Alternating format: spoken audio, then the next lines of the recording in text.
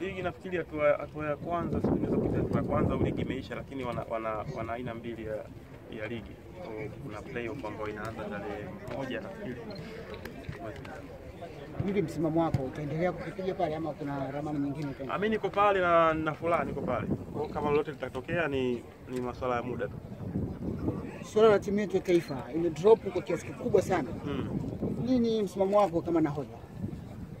Mimi nafikiri ukisema kama nahodha unakosea. Mimi nafikiri ni swala la wachezaji wote pamoja na viongozi na Watanzania wote pamoja na wewe kwamba imefika kipindi tuangalie kwamba tunakoelekea ni wapi. Sio swala la waandishi wa habari wanacheka wakati wengine wanaumia sisi wachezaji au nini. Ni swala la Watanzania wote kwamba tutengeneze msingi kwa pamoja kwa ajili ya swala la timu ya taifa au unaweza kusema wana michezo.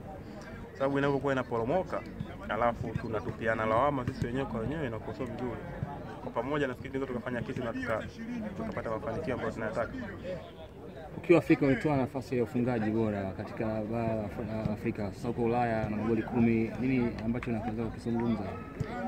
Ni mapema sana kusema kwamba naweza kufanya hivyo au haiwezekani kwa sababu ndio kwanza nafikiri mwaka wangu wa kwanza sasa hivi Ulaya. Kwa hiyo kadri muda unaozidi kwenda na uzoefu unaongezeka, nafikiri katika kipindi kama ipo.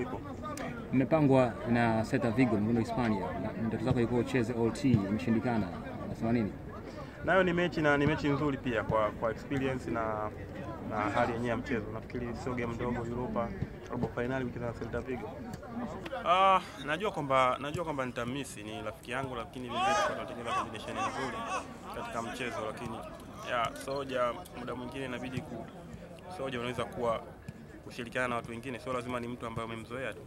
Najua hata Tanzania wachezaji wengine na mashabiki pia watamisi, lakini ana majeruhi, kwa hiyo lazima tulielewe hilo kwamba ana maumivu na hawezi kutumika. Kwa hiyo sisi wengine tunaenda kupambana kama kawaida. Mara hii unaingia Taifa Stars ukiwa na mwalimu mwingine Salum Mayanga. Unamfahamu vipi? Namfahamu mwalimu Mayanga kama msaidizi wa timu ya taifa kipindi cha mwalimu Martinoji, na tulikuwa tunafanya kazi pamoja katika timu ya taifa. Nafikiri tunafahamiana, ananifahamu na mimi namfahamu na anafahamu wachezaji wengi wa timu ya taifa.